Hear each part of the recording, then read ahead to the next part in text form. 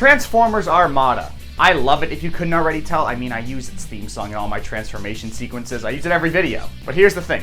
I've seen the show once and I think it's fine. I'm never gonna watch it again, but I've never read any of the comics. I didn't have any of the toys as a kid. But as a child, my school did have a bunch of picture books that introduced me to these absolute banger designs. Like seriously, I think Armada has my favorite Transformer designs out of any piece of Transformers media. Like they're G1-esque with their blocky and toy-centric designs, but they're just so unique. See, most post G1 shows, I just said G1 way too much. They usually just had slightly tweaked designs of the original. Like let's take a look at Cyberverse Prime. Okay, he's cool, just your normal Prime. Now let's take a look at Armada. He's cracking his knuckles and energy's coming out of him. I'm having a seizure. Mom, I'm having a seizure. Turn off the TV, Mom, I'm having a seizure. And I'm also not saying Cyberverse's designs are bad either. I like them. But these redesigns in Armada of those classic characters are just amazing. And over the next 2 videos, we're gonna be looking at all of the legacy remakes of these classic 2000 anime figures. And today we're starting with the Decepticons. Are the remakes of these gimmick-filled bricks worth picking up? Let's take a look.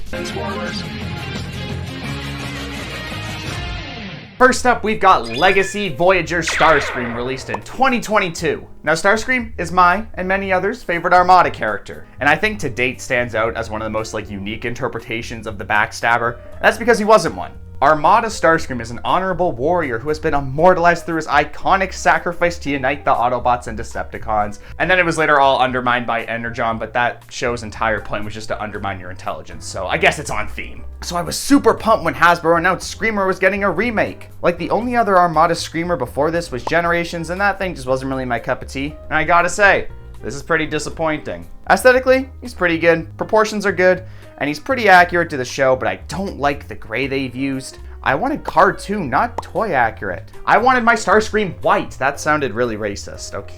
This just doesn't make any sense to me. Like the point of this guy clearly isn't to be toy accurate because he's had all of his gimmicks and his child stripped away from him. So he's clearly meant to be more cartoon accurate. So give him the white, not the gray. I don't know. Maybe this all just sounds nitpicking and like I'm a stupid little man baby, but I don't care. I wanted my Starscream white. Anyways, no hollow points and face sculpt is decent. Looks a little long though. Why the long face, buddy? Articulation is basic. I remember a few seconds ago when I said this guy had no hollow points. Well, I was kind of lying because this whole figure just feels hollow. Like especially these legs, they just feel terrible and light. No bone density here at all. Somebody sucked all the marrow out of this guy's bones. Like articulating him doesn't feel terrible, but he just has a light and almost cheap feel to him. I don't like it. And although he doesn't have his minicon, he can still do the gimmick. You can flip out his null ray cannons. Looks pretty cool, and you can recreate his grim death. Also, you can make these things lay flat on his back, but don't do that. It looks bad. And if you display yours like this, I actually hate your guts, and you're a stupid, rotting idiot scumbag. Accessory-wise, he has a Star Saber. Sorry, he has a pitifully nerfed Star Saber. I don't like it. Doesn't scale properly with him. It does have some nice molded detail though. Like I like how you can see the mini-cons in here. But I want a real Star Saber, a mini-con one. He also has a wing sword, which is no longer his wing, which I assume is for scaling reasons or cost-cutting reasons. But let's go with scaling. Speaking of scale, here he is next to Legacy Core Bomb Burst, Deluxe Crankcase, Voyager Jaxus, Leader Blitzwing, and Transformers Devastation. I bet you wish you bought that game now, huh? For the robot mode? It's pretty middling. How's the jet mode?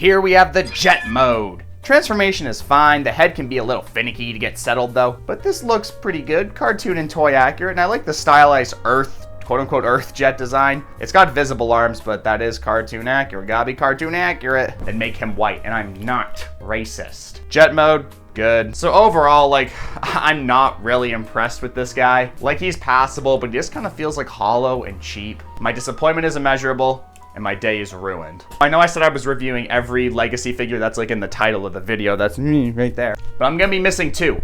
I don't have this guy's recolor super mode Starscream because A, he's not technically Legacy, so I don't have to get him. And B, I'm not a masochist. You know, the funny thing is though, if this guy was actually widely available in North America, even though I don't even really like this figure, I'd still buy the blue version of him because I've actually, like, there's been some subliminal messaging here. Something isn't right anymore. And also, I haven't gotten around to picking up Megatron's recolor yet. Speaking of Megatron, Transformers.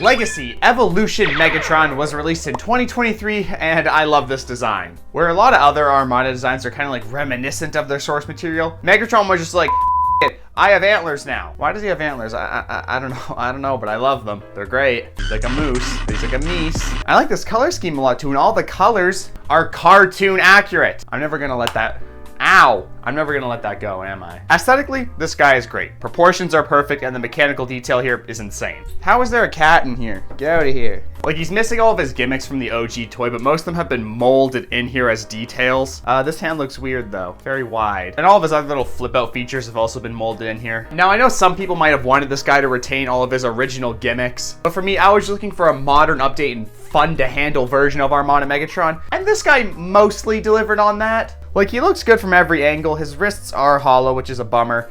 His articulation is basic with wrist swivels and ratchets at the knee and leg, and he's pretty solid, except for these shoulders. I hate them.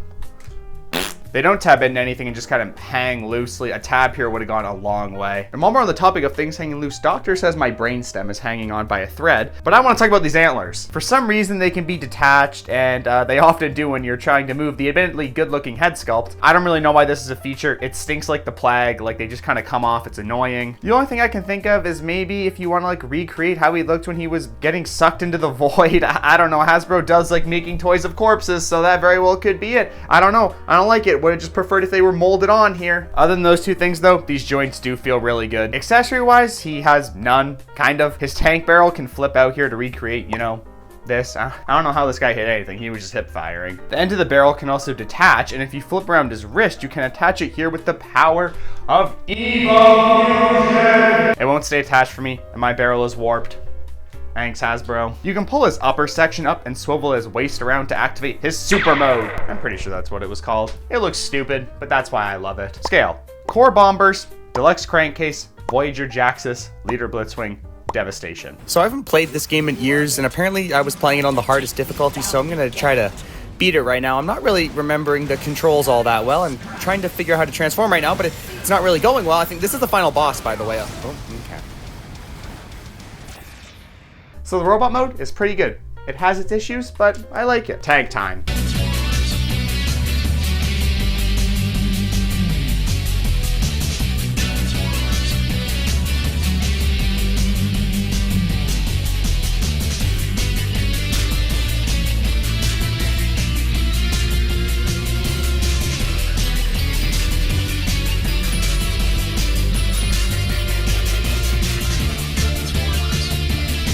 And here we have the H-Tank mode. I like it. That's my impression of Barnard Gumble from famous show The Chimpsons. Like Maggot Chimpson, Marge Chimpson. It looks like an H. This is what Siege's wishes it looked like. The transformation here is simple and satisfying and just looks really good. Look at all the molded detail here. He's even got headlights. He's not hitting any deer. He's got a missile and what might be shells on the back here. I don't know, something silver. The main cannon can swivel and look up and down, and so can this little turret type dealy thing. You can also roll. Neat. Tank mode, I really like it. So overall, I think Evolution Megatron is a good figure. He's got his cons, get it? Cons, he's a Decepticon. But it is a good rendition of the horny Decepticon leader. Now let's move on to the biggest and baddest Decepticon of them all. Whoever can possess the minicons will command their great power. Now, every Transformer in the universe will fight to claim them or die trying. Give it up, Megatron! Transformers Armada. Next. Legacy United Tidal Wave was released in 2024 and is just so cool. I love him. Tidal Wave's character in the show was basically nothing. I mean, the guy didn't even really talk, except for in Power Link where he was like uber gay for Megatron. Who can blame him though, right? But his design has always been one of my favorites. I adore the color scheme, and he's just so imposing and big. And this figure perfectly captures the anime's essence. He looks amazing. Filled to the brim with detail, painted and molded, and looks good from every single angle. And just look at this head sculpt. So menacing. menacing and so solid. Like seriously, I could use this thing to like bludgeon someone to death. This is hefty. His articulation is basic with a little teeny weeny bit of wrist movement and clasping hands and butterfly joints. His neck is also on a hinge, and every single joint here is on a nice and tight ratchet. Maybe a little too tight in the crotch department. That is really tight. His little nipple turrets can also swivel and are on a hinge for maximum ninny goodness. Ninny's on the glass. Ninny's on the glass. You know what's canon? He shoots milk out of these things, right? That happens in the show. I've seen the show. Scale, core bomb burst, deluxe crankcase, Voyager Jaxus, leader Blitzwing, devastation. Okay, I'm kind of getting the hang of this again. I know how to transform. I know how to dodge. I know how to punch and shoot. Okay. I feel like I can probably beat this now. This isn't that hard. I just need to dodge. If you just dodge, that's really the thing with this game. If you just keep dodging, he basically can't hit you. What is this? What is that? What is that? What is that? Megatron can't do this! He doesn't really have any formal accessories, but if you rip out his back muscles, just destroy his forearms, shred his calves, and rip open his shins, you get all this crap, which can transform into a mini Dark Fleet. It's adorable. Apparently, originally these parts would be able to form like a mini, small baby tidal wave. But I don't know, they didn't have it in the budget or something to do that, and I'm forever gonna be sad that I don't have a little teeny weeny baby tidal wave. He would have been the boss, baby. But anyway, these can combine with Megatron or Galvatron to form his super duper mode. I don't know. This looks ridiculous, and that's why I really like it. This is too heavy for this arm, though. He can't lift it. The back bit does kind of help the shoulder stay in place a bit, though. The only issue with this mode is that tidal wave looks incomplete without his little fleet, especially in the arms. So the robot mode is practically flawless. So how are the alt modes?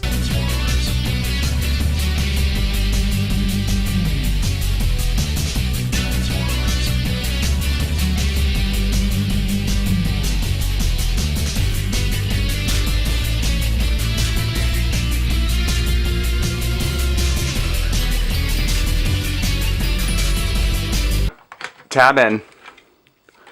Tab in. Come on. Oh, okay. See, this is a bit of an issue, though. This does not want to... Oh. I got it now. It's tabbed in.